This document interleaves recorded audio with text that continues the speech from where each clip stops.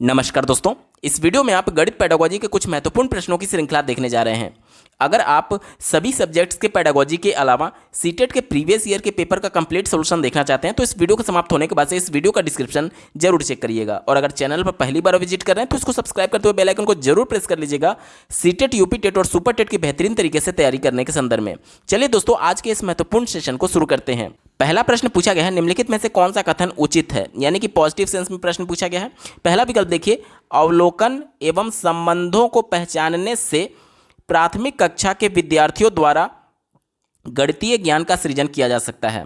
अवलोकन और संबंधों को पहचानने का मतलब क्या हुआ? देखिए, आप लोग प्राइमरी स्तर के बच्चों के किताबों में देखते होंगे कि यहाँ पर एक बिल्ली बना हुआ है और इसके आगे इसी प्रकार से दो बिल्ली बने होते हैं और यहाँ पर नंबर्स दिए गए रहते हैं। ये एक है, ये दो है। तो ये क्या है? ये अवलोकन ही तो है कि एक बिल्ली के सामने एक लिखा हुआ है, दो बिल्ली के सामने इस प्रकार से दो लिखा हुआ है। यानी कि इस अवलोकन करके, यानी कि चित्रों को देख करके, बिल्ली चूंकि उसके परिवेश का भाग था, परिवेश से जोड़कर ही बच्चे को पढ़ाना है। तो यहाँ पर देख लीजिए, यहाँ पर बच्चे ने एक बिल्ली को देखा तो वो समझ गया कि एक संख्या को रिप्रेजेंट किया जा रहा है। यहाँ पर दो बिल्ली को उसने देखा तो वो समझ गया कि दो संख्या को रिप्रेजेंट किया जा रहा है। ये हो गया अवलोकन, मतलब कि देख करके चीज़ों को समझना। इसी प्रकार से देखिए, संबंधों को पहचानने की बात की गई है। अब यहाँ पर देख लीजिए, मान लीजिए एक कॉलम ये है, इसमें आप प्राइमरी स्तर के बच्चों में देखेंगे एक कॉलम ऐसे बना होता है और एक कॉलम में यहाँ पर नंबर्स लिखे रहते हैं, जैसे कि एक हो गया, तीन हो गया, दो हो गया। तो यहाँ पर मान लीजिए कोई बिल्ली है, यहाँ पर मान लीजिए कोई कुत्ता है, तो दो कुत्ते का चित्र यहाँ पर बना है। और यहाँ पर मान लीजिए कि तीन हाथी का चित्र बना है। मैं बस आपको समझाने की कोशिश कर रहा हूँ। हाथी, बिल्ली और चित्र यहाँ इंपॉर्टेंट नहीं है, बस कॉन्सेप्ट को समझना इंपॉर्टेंट है। ये मान लीजिए ये तीन हाथी है, एलिफेंट हो गया, ये दो डॉग है तो डी हो गया, और ये एक बिल्ली था तो सी हो गया। अब यहाँ पर बच्चों को मैच कराने के लिए दिया जाता है कि देखिए, एक संख्या किसको रिप्रेजेंट कर रहा है तो आप कहेंगे बिल्ली वाला, इसमें मैच कर देंगे। दो किसको रिप्रेजेंट कर रहा है तो यहाँ पर देखिए दो अंक लिखा है तो इसको मैच कर देंगे। और तीन हाथी किसको रिप्रेजेंट कर रहा है तो तीन अंक को रिप्रेजेंट कर रहा था तो आप इसमें मैच कर देंगे। यही संबंधों को पहचानने का मतलब है, यानी कि जितने जानवर हैं उतने अंक किसको रिप्रेजेंट कर रहा है, इससे पहचानना और उसके संबंधों को पहचानना और मैच करना, ये होता है। ठीक है, तो ये कहीं ना कहीं बच्चों में गणितीय ज्ञान का विकसित तो कर ही रहा है, उनका सृजन तो कर ही रहा है।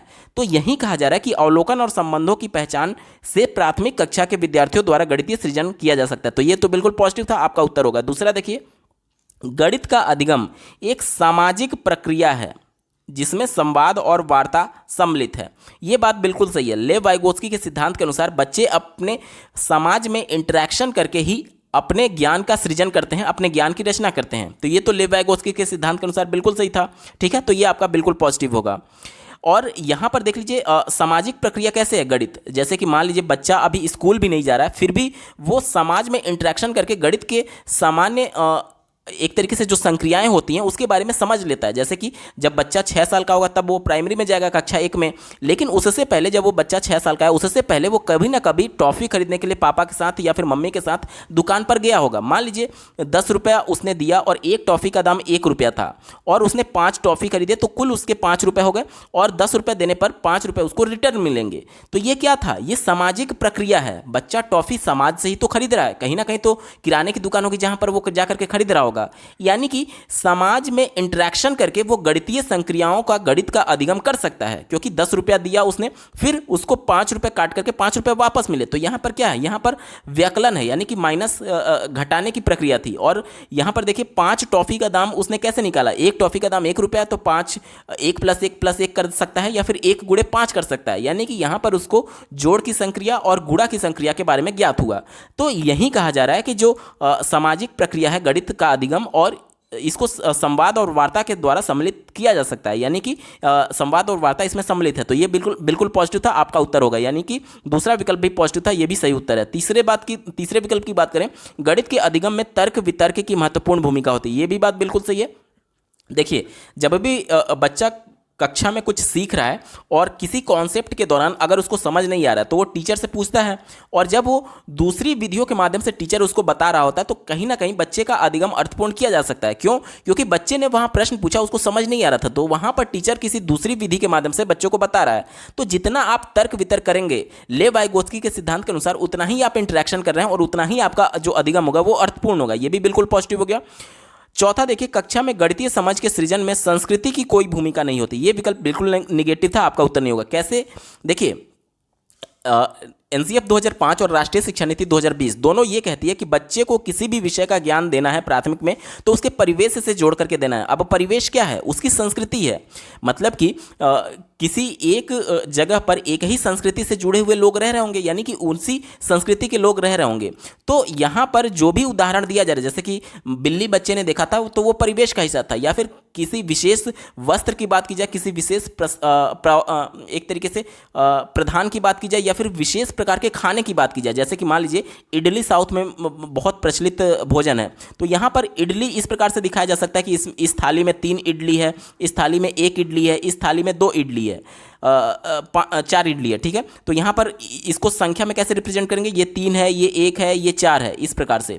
तो यहाँ पर भी अंकों का जो एक समझ है, बड़े बच्चों में गणित का जो समझ है, उसको संस्कृति से जोड़ करके बच्चे को बताया जा सकता है। जैसे कि इडली आपके साउथ में मिल रहा था, इसी प्रकार से लिट्टी आप देखेंगे बिहार का एक प्रमुख भोजन है। तो ये सभी चीज़ें संस्कृति से जुड़ी हुई हैं और उसके बच्चे के परिवेश का हिस्सा था। यानी कि संस्कृति से भी संस्कृति का बहुत महत्वपूर्ण रोल होता है गणितीय समझ को विकसित करने के संदर्भ में। यानी चौथा निगेटिव था, आपका उत्तर नहीं होगा। यानी ए बी सी केवल सही जवाब होगा। दिए गए विकल्प में देखिए option number 3 A B C इसका बिल्कुल सही उत्तर होगा। अगला प्रश्न पूछा गया है, प्राथमिक स्तर पर ज्यामितीय पाठ्यक्रम के विषय में निम्नलिखित में से कौन सा कथन सत्य है? फिर से पॉजिटिव सेंस वाला आपसे पूछा गया है।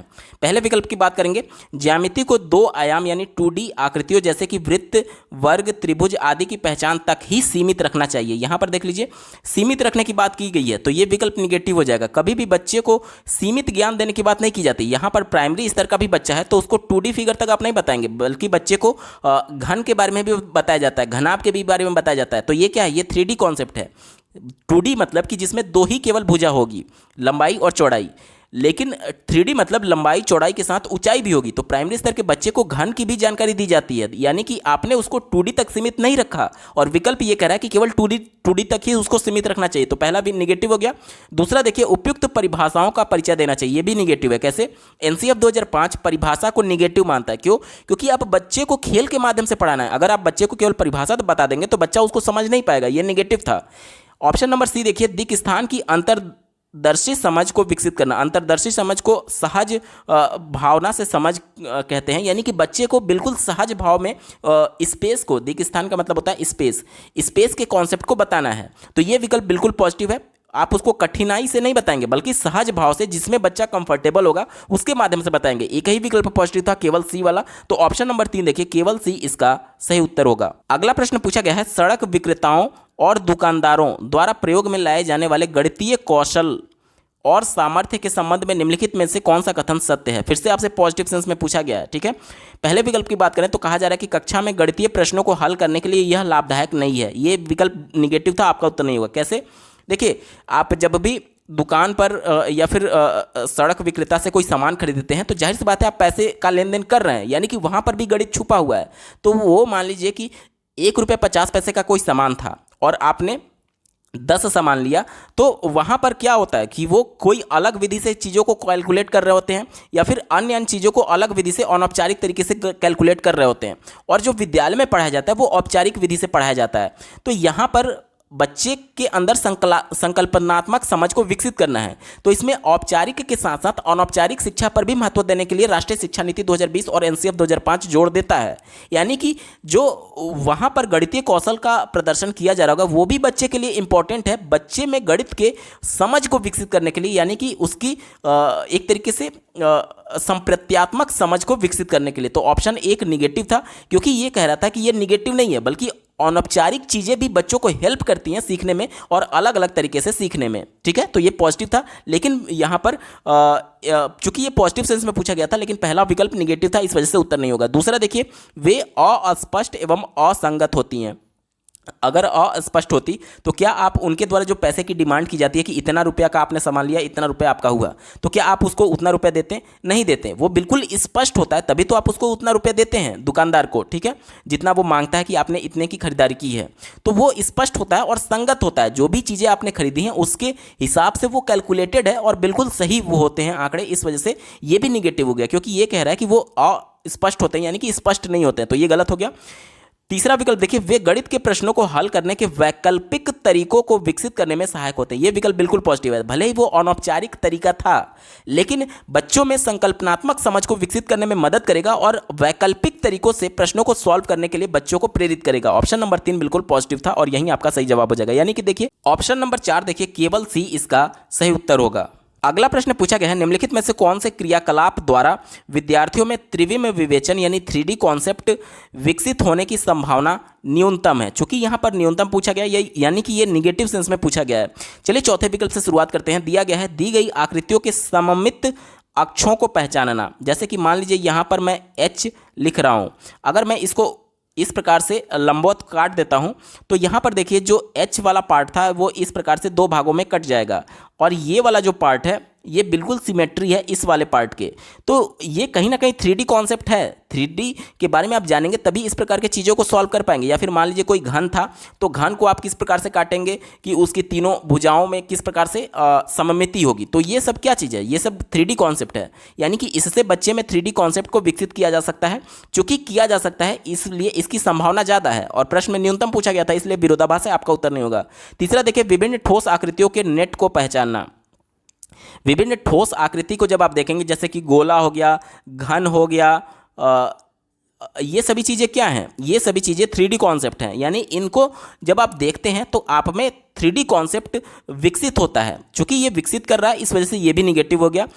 दूसरा देखिए, टेनग्राम पहेलियों को हल करना। टेनग्राम बेसिकली गणितीय आकृतियाँ होती है, जैसे कि त्रिभुज हो गया, वर्ग हो गया, आयत हो गया, समांतर चतुर्भुज हो गया, और इनसे जोड़ करके एक कोई सिंबल बनाया जाता है या फिर कोई आकृति बनाई जाती है, तो इसे टेनग्राम पहेली बोला जाता है। ठीक है, तो इसके माध्यम से भी बच्चों में 3D कॉन्सेप्ट को विकसित किया जा सकता है। यानी कि ये भी आपका नहीं होगा। एक ही विकल्प बचा ऑप्शन नंबर 1 देखिए, आंकड़ों को निरूपित करने के लिए चित्रलेख खींचना। अब चित्रलेख क्या होता है, देखिए आंकड़ों को निरूपित करना है। मान लीजिए यहाँ पर संख्या रेखा मैं बना रहा हूँ, ये 0 हो गया, ये 1 हो गया, ये 2 हो गया, ये 3 हो गया, इधर ये माइनस में चलेगा 1, ये -2। अब मान लीजिए आपको 1/2 को निरूपित करना है, तो ये 0 था और ये 1 था, तो इसका आधा 1/2 होगा। यानी कि ये वाली जो रेखा है ये रिप्रेजेंट कर रही है 1/2 को। तो यहाँ पर देख लीजिए, इस चित्रलेख में कहीं भी 3D कॉन्सेप्ट को विकसित नहीं किया जा सकता बच्चे में, इसकी संभावना सबसे कम है। और प्रश्न में आपसे न्यूनतम ही पूछा गया था, इस वजह से ऑप्शन नंबर 1 बिल्कुल सही जवाब हो जाएगा। अगला प्रश्न पूछा गया है, 3 × 5 के गुणन का परिचय देने के लिए निम्नलिखित में से कौन सी विधि अति उत्तम होगी। पॉजिटिव सेंस वाला आपका उत्तर होगा। चौथे विकल्प से शुरुआत करते हैं, संप्लाउस स्किप काउंटिंग का अभ्यास कराना। यहाँ पर देखिए, अभ्यास करना ड्रिल की तरह बार बार अभ्यास करना, रटना, ये सभी निगेटिव वर्ड होते हैं, क्योंकि आप एक ही चीज़ को बार बार अभ्यास कर रहे हैं तो उसको सीख नहीं रहे हैं, बल्कि वो आपकी आदत में आ जा रहा है, आपके व्यवहार में परिवर्तन हो जा रहा है, क्योंकि बार बार आप उसी का प्रयास कर रहे थे, उसी का अभ्यास कर रहे थे। तो ये बच्चे को मशीन बनाता है, ना कि अधिगमकर्ता बनाता है। तो ये निगेटिव था, आपका उत्तर नहीं होगा। तीसरा देखिए, परिकलन कैलकुलेटर की सहायता से उत्तर ज्ञात करना। जब कैलकुलेटर से ही कैलकुलेट करना है तो बच्चे में गणितीय संकल्पना विकसित कहाँ हुई, तो ये भी निगेटिव हो गया, आपका उत्तर नहीं होगा। दूसरा देखिए, उत्तर पाने के लिए 3 और 5 के पहाड़ों को कविता पाठ कराना।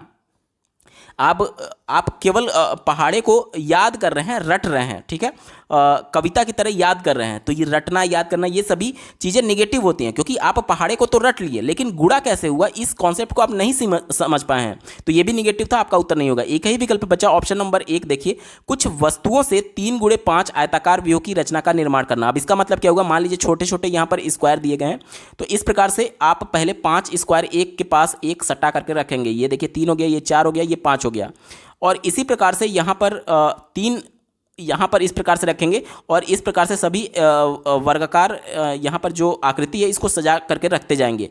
तो जब इधर से देखिए ये 3 को रिप्रेजेंट कर रहा है और इधर से देखिए ये 5 को रिप्रेजेंट कर रहा है, और जब सभी सटा करके आप सजा करके रख लेंगे तो इन सबको जब आप गिनेंगे तो ये 15 संख्या में रिप्रेजेंट करेगा। यानी कि ये मूर्त अवस्था में चीज़ें बच्चे देख रहे हैं कि ये देखिए 1 2 3 4 5 6 7 8 9 10 11 12 13 14 15 ये बच्चों के सामने मूर्त अवस्था में हो रही है, इसलिए बच्चे इसमें जल्दी समझेंगे और अच्छे तरीके से समझेंगे कि 3 × 5 15 कहाँ से आया, क्योंकि सब कुछ वो अपनी आंखों के सामने देख रहे होंगे, यानी कि वो अमूर्त चीज़ें जो गणित के माध्यम से बच्चे से समझने में कठिनाई का सामना करते हैं, उनको भी बच्चे मूर्त अवस्था में देख पा रहे हैं इस माध्यम से। और इस वजह से, चूंकि मूर्त होने की वजह से, ये बच्चों में ये उत्तम विधि होगी बच्चों में गुणन के परिचय देने के लिए। तो ऑप्शन नंबर 1 बिल्कुल पॉजिटिव था और यही आपका सही जवाब होगा। अगला प्रश्न पूछा गया है, विद्यार्थियों को गणितीय संक्रियाओं पर आधारित समस्याओं का समाधान करना सिखाने के लिए निम्नलिखित में से कौन सा कथन संतोषजनक नहीं है। जो निगेटिव सेंस में होगा वहीं आपका उत्तर होगा। पहले विकल्प से शुरुआत करेंगे। दिया गया है, चुनी गई समस्याएं वास्तविक होनी चाहिए। वास्तविक कहने का मतलब कि बच्चे के परिवेश से जुड़ा होना चाहिए, उसके समाज से जुड़ा होना चाहिए। ये तो बिल्कुल पॉजिटिव था। एनसीएफ 2005 बच्चे को परिवेश से जोड़कर ही शिक्षा देने की बात करता है। चूंकि निगेटिव पूछा गया था लेकिन ये पॉजिटिव है, इस वजह से आपका उत्तर नहीं होगा। दूसरा देखिए, छोटी संख्याओं वाले सरल उदाहरणों को पहले लेना चाहिए। जाहिर सी बात है, आप प्राइमरी स्तर के बच्चों को बिल्कुल कठिन प्रश्न पहले नहीं दे सकते हैं। बच्चों में पहले संकल्पनात्मक समझ को विकसित करना है, यानी बच्चे जिसमें सहज होंगे उसी में तो वो इंटरेस्ट लेंगे और उसके बाद से उसमें इंटरनल मोटिवेशन पैदा होगा और वो चीज़ों को अच्छी तरीके से सीख पाएंगे।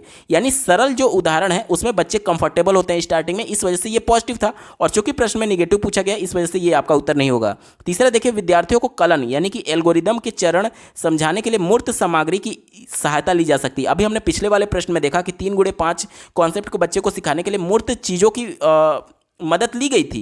तो मूर्त सामग्री देख करके बच्चे एल्गोरिदम यानी कि चरण स्टेप्स को अच्छे से समझ सकते हैं। तो ये भी बिल्कुल पॉजिटिव है, आपका उत्तर नहीं होगा क्योंकि निगेटिव सेंस में पूछा गया था। एक ही विकल्प बचा, ऑप्शन नंबर 4। देखिए, प्रश्नों को हल करने के लिए केवल एक विशेष प्रकार की प्रणाली पर महत्व दिया जाना चाहिए। ये विकल्प आपको सोचना ही नहीं है। अगर आपको केवल वर्ड दिख गया तो आप केवल जिस भी विकल्प में होता है वो हमेशा निगेटिव ही होता है। एक बार मैं इसको एक्सप्लेन कर देता हूं कैसे निगेटिव हुआ। देखिए, आज हम लोग बच्चों को सृजनात्मक बनाने की बात करते हैं, यानी एक ही प्रश्न को अलग अलग विधियों से सॉल्व करना चाहिए।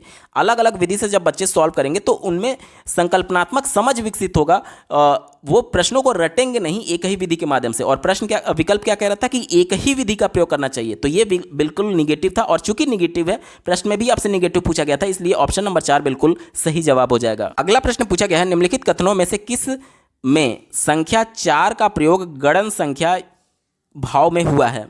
तो यहां पर देख लीजिए, पहले विकल्प से शुरुआत करते हैं। पहला दिया गया है, इस इमारत की 4थी मंजिल पर मेरा कार्यालय है। 4थी मंजिल मतलब कि पोजीशन बताया गया है कि पहला, दूसरा, तीसरा और चौथा, ये पोजीशन है। ठीक है, तो ये गलत है क्योंकि यहां पर गणना नहीं किया गया है। दूसरा देखिए, प्रतियोगिता में मेरा पुत्र 4थे स्थान पर है, ये भी पोजीशन बताया गया है। तीसरा देखिए, इस पुस्तक का 4था अध्याय बहुत रुचिकर है, ये भी पोजीशन बताया गया है। लेकिन बात करें ऑप्शन नंबर 4 की, देखिए, इस समारोह में 4 टीमों ने भाग लिया है। अब यहां पर 4 टीम क्या है, ये कैलकुलेशन है कि 1 टीम, 2 टीम, 3 टीम, 4 टीम, ये कैलकुलेशन था। लेकिन जो पहला, दूसरा, चौथा, ये क्या है, ये पोजीशन बताने के लिए या फिर उसकी रैंक बताने के लिए यूज किया जाता है। ठीक है, अगर यहीं चौथे विकल्प में ऐसा कहा जाता कि चौथा टीम बहुत अच्छा प्रदर्शन कर रही है, तो यहां पर भी गणन संख्या नहीं होता बल्कि पोजीशन बताया जाता कि चौथे टीम की बात की जा रही है। ठीक है, लेकिन यहां पर 4 टीमों की बात की गई है, यानी कि ये गणना करने का विषय है। ऑप्शन नंबर 4 बिल्कुल पॉजिटिव था और यही आपका सही जवाब हो जाएगा। अगला प्रश्न पूछा गया है, शुद्ध कथन को पहचानिए। पहला स्टेटमेंट दिया गया है, एक संख्या को दूसरी संख्या से गुणा करने पर उसका मान सदैव बढ़ जाता है। क्या ये ऐसा होता है? जैसे मान लीजिए, एक संख्या मैंने यहाँ पर 0.5 लिया और दूसरी संख्या मैंने यहाँ पर 2 लिया, तो इसका मान कितना आएगा? 1 आएगा। और 1 जो है वो 2 से छोटा है, लेकिन विकल्प कह रहा है कि सदैव बढ़ जाता है, तो ये निगेटिव हो गया, आपका उत्तर नहीं होगा। दूसरा देखिए, एक संख्या को दूसरी संख्या से विभाजित करने पर उसका मान सदैव कम हो जाता है। क्या ये सही है? जैसे कि मान लीजिए, यहाँ पर मैं 4 ले रहा हूँ और इसको मैं भाग दे रहा हूँ 1/2 से। यहाँ पर मैं भिन्न क्यों ले रहा हूँ? क्योंकि यहाँ पर सिर्फ संख्या की बात की गई है, संख्या किस प्रकार की है इसके बारे में बात नहीं की गई है। तो यहाँ पर देखिए, ये 2 ऊपर चला जाएगा और इसका मान क्या हो जाएगा? 8 हो जाएगा। अब पहले संख्या 4 थी, अब 8 हो गया, तो क्या होगा? संख्या बढ़ गई ना। और विकल्प क्या कह रहा है कि सदैव कम हो जाता है, तो ये भी निगेटिव हो गया, गलत हो गया, आपका उत्तर नहीं होगा। तीसरा देखिए, एक संख्या को 10 से गुणा करने पर इसकी इकाई के स्थान पर सदा 0 होगा। क्या ये सही है? यहाँ पर देखिए, पहला, दूसरा गलत था। तीसरा देखिए, मान लीजिए एक संख्या को मैंने 0.2 माना और दूसरी संख्या 10 से इसको गुणा करना है, तो इसका मान आएगा 2। क्या इसके इकाई स्थान पर 0 है? नहीं है, तो सदा 0 नहीं होगा, यह भी गलत हो गया। एक ही विकल्प बचा, ऑप्शन नंबर डी, गुणनफल जो है वो भागफल का प्रतिलोम होता है।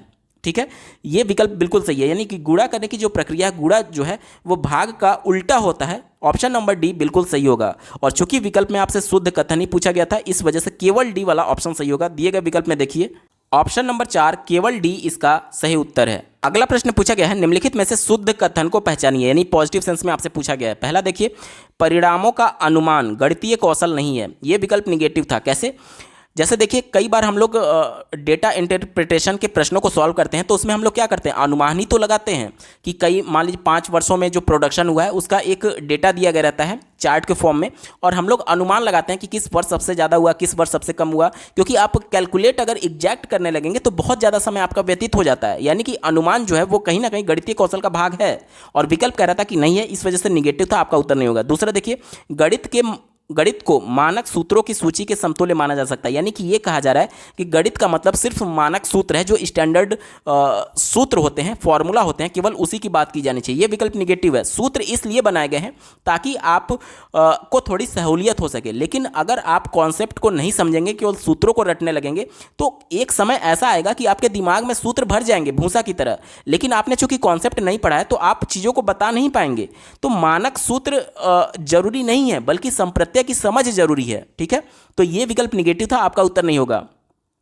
चौथा देखिए, गणित को यांत्रिक कार्यप्रणाली के समूह के समतुल्य माना जा सकता है। यांत्रिक कहने का मतलब कि बार बार अभ्यास करना, ड्रिल, अभ्यास, प्रैक्टिस, ये सभी हमेशा निगेटिव होते हैं, क्योंकि जब चीज़ों को आप एक ही तरीके से बार बार अभ्यास करने लगते हैं तो आपके वो व्यवहार में आ जाता है, और आप मौलिक तरीके से, नए नए तरीकों से नहीं सोचते हैं, बल्कि आपने चीज़ों को रट लिया है बार बार अभ्यास करके। तो ये बिल्कुल मशीन की तरह रटने की बात कर रहा है, इसलिए ये निगेटिव था, आपका उत्तर नहीं होगा। एक ही विकल्प बचा, ऑप्शन नंबर 3 देखिए, गणित में नमूनों की पहचान शामिल है। बिल्कुल सही बात है, आप सैंपल्स की पहचान करते हैं गणित में, यानी कि ये तीसरा पॉजिटिव था और यही आपका सही उत्तर हो जाएगा। अगला प्रश्न पूछा गया है, सममिति की अवधारणा का परिचय देने के लिए निम्नलिखित में से सर्वाधिक उपयुक्त रणनीति कौन सी है? चौथे विकल्प से शुरुआत करेंगे। देखिए, पॉजिटिव सेंस में पूछा गया है। ठीक है, चौथा विकल्प दिया गया है, बच्चों को वर्गों और आयतों के निरीक्षण के लिए प्रोत्साहित किया जाए। यहाँ पर सममिति कॉन्सेप्ट एक तरीके से जनरल वे में पूछा गया है, आपसे वर्ग और आयत में सममिति की बात नहीं की गई है। तो आप यहाँ से निरीक्षण करके बच्चों को सममिति यानी कि सिमेट्री के बारे में बता तो सकते हैं, लेकिन वो सीमित होगा। क्यों? क्योंकि बच्चे सिर्फ आयत और वर्ग में ही सिमेट्री के बारे में जान पाएंगे। तो ये निगेटिव था। क्यों? क्योंकि ये सीमित है, लिमिटेड था, केवल वर्ग और आयत तक, और चूंकि प्रश्न में आपसे जनरल वे में पूछा गया, इस वजह से ये गलत हो गया। तीसरा देखिए, बच्चों को वाद विवाद में सम्मिलित किया जाए। देखिए, बच्चे जो गणित का ये सममिति चैप्टर है या फिर कॉन्सेप्ट है, ये बच्चे मूर्त अवस्था में देखकर ही सीखेंगे। आप बच्चे को वाद विवाद में केवल शामिल करा देंगे तो बच्चा कॉन्सेप्ट को समझ नहीं पाएगा। ये निगेटिव था, आपका उत्तर नहीं होगा। दूसरा देखिए, अवधारणाओं की स्पष्ट परिभाषा दी जाए। परिभाषा हमेशा निगेटिव सेंस में आता है। एनसीएफ 2005 परिभाषा रटने या फिर परिभाषा के माध्यम से बच्चों को बताने के लिए निषेध करता है। क्यों? बच्चे प्राइमरी स्तर के हैं, वो खेल के माध्यम से ही अपने ज्ञान की रचना करेंगे और सीख पाएंगे। आप परिभाषा बच्चों को बता देंगे या फिर लेक्चर दे देंगे तो बच्चे उसको सीख नहीं पाएंगे, समझ नहीं पाएंगे, क्योंकि बच्चे को खेल के माध्यम से ही सिखाना है प्राइमरी में, इस वजह से परिभाषा निगेटिव होता है।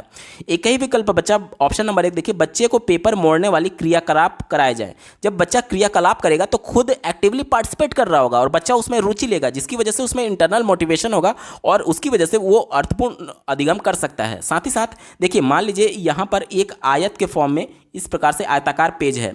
अब बच्चे को सिमेट्री बताना है तो बच्चे को यहाँ पर बीच से कागज़ को मोड़ा जाएगा और ये कागज़ जब ओवरलैप हो जाएगा इसमें, तो बच्चे को बताया जा सकता है, देखिए ये पहला वाला जो था, ये मान लीजिए पहला पार्ट है और ये दूसरा पार्ट है। जब इसको मोड़ करके हम लोग इस पर ला देंगे तो ये पहला वाला पार्ट है वो दूसरे को ओवरलैप कर लेगा। यानी इस माध्यम से बच्चे को बताया जा सकता है कि चूंकि पूरा ओवरलैप कर लिया, पूरा ढक लिया, यानी कि ये एक दूसरे के समान है बिल्कुल आकृति में। इसी को तो सिमेट्री कहते हैं या फिर सममिति कहते हैं। तो बच्चे को कागज मोड़ करके बताया जा सकता है सममिति के कॉन्सेप्ट को। यही प्रश्न में पूछा गया था कि सर्वाधिक उपयुक्त रणनीति कौन सी होगी, तो ऑप्शन नंबर 1 सर्वाधिक उपयुक्त रणनीति होगी। दोस्तों, गणित पेडागोजी के महत्वपूर्ण प्रश्नों की ये श्रृंखला आपको कैसी लगी कमेंट के माध्यम से जरूर बताइएगा, क्योंकि आपका एक कमेंट मुझे मोटिवेट करेगा ऐसे ही महत्वपूर्ण वीडियो लाने के संदर्भ में। अगर आप सीटेट के प्रीवियस ईयर पेपर के साथ साथ सभी सब्जेक्ट्स के पेडागोजी को डिटेल में पढ़ना और समझना चाहते हैं तो इस वीडियो के समाप्त होने के बाद से इस वीडियो का डिस्क्रिप्शन जरूर चेक करिएगा। और अगर चैनल पर पहली बार विजिट करें तो इसको सब्सक्राइब करते हुए बेल आइकन को जरूर प्रेस कर लीजिएगा सीटेट, यूपी टेट और सुपर टेट की बेहतरीन तरीके से तैयारी करने के संदर्भ में।